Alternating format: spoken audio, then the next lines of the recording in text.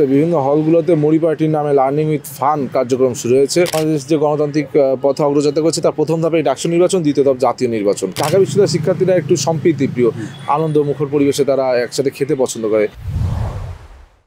ডাকসু নির্বাচনের দ্বিতীয় দিন মোটামুটিভাবে পরিবেশটাকে কীভাবে দেখছেন বর্তমানে?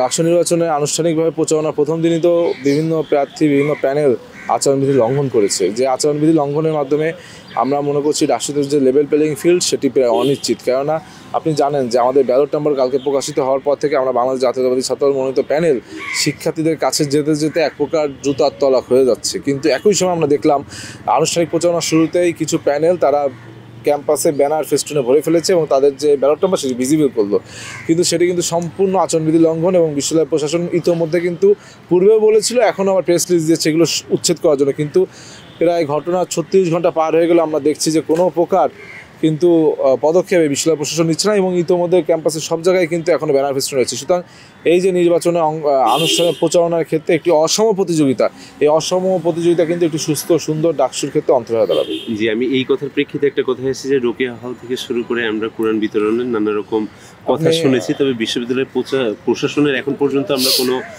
যে দায়িত্ববোধের জায়গা থেকে তারা কোনো একটা পদক্ষেপ নেবে এবং কিছু নিতে দেখিনি।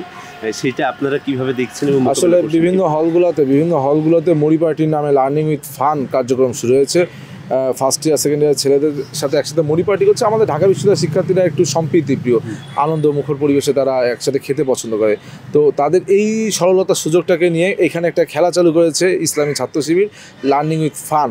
তারা এখানে মুড়ি খাচ্ছে, মুড়ি খাওয়ার সময় কে শিবিরের প্যানেলের কতজন প্রার্থীর নাম মুখস্থ করতে পারে, যে সর্বোচ্চ প্রার্থীর নাম মুখস্থ করতে পারছে ওই মুড়ি যতক্ষণ না শেষ হবে তাকে একটি করে বই উপহার দিচ্ছে। অর্থাৎ এই যে বিভিন্ন ধরনের চমকপ্রদ তথ্য যখন হল থেকে আমাদের কাছে আসে, আমাদের খুব দুঃখ লাগে যে ঢাকা বিশ্ববিদ্যালয়ের শিক্ষার্থীদেরকে বোকা বানানো এত সোজা না। তারা মুড়ি পার্টি করুক, বিরিয়ানি পার্টি করুক, কিংবা বই দিক অথবা যত এক্সপেন্সিভ গিফটও দিক না কেন, আমার মনে হয় বিশ্ববিদ্যালয়ের শিক্ষার্থীরা তাদের সুচিন্তিত মতামত কিন্তু 9 সেপ্টেম্বর ব্যালটে দিবে। জি, সাধারণ শিক্ষার্থীদের প্রতি আপনাদের বার্তাটা কি থাকে? সাধারণ শিক্ষার্থীদের প্রতি বার্তা যে আমাদের 5 আগস্টের পূর্বে সংগ্রামী ইতিহাস রয়েছে, 5 আগস্ট পরবর্তী সময় শিক্ষার্থী বান্ধব পরিবেশ ক্যাম্পাস বিনির্মাণের যে অগ্রযাত্রা শুরু করেছি সেই ইতিহাস রয়েছে। সুতরাং আপনারা আমাদেরকে মূল্যায়ন করবেন এবং আপনারা আমাদের পক্ষে রায় দিবেন বলে আমাদের বিশ্বাস। জি, এবং সর্বশেষ প্রশ্নে যাচ্ছি, ঢাকা বিশ্ববিদ্যালয়ে যে সেনা মোতায়েনের যে বিষয়টি সামনে এসেছে এটাকে কীভাবে দেখছেন? ঢাকা বিশ্ববিদ্যালয়ের সেনা মোতায়েনের বিষয়টিতে ঢাকা বিশ্ববিদ্যালয়ের যারা অনাবাসিক শিক্ষার্থী বিশেষ করে তাদের ভিতরে একটা ভীতি সঞ্চার হয়েছে।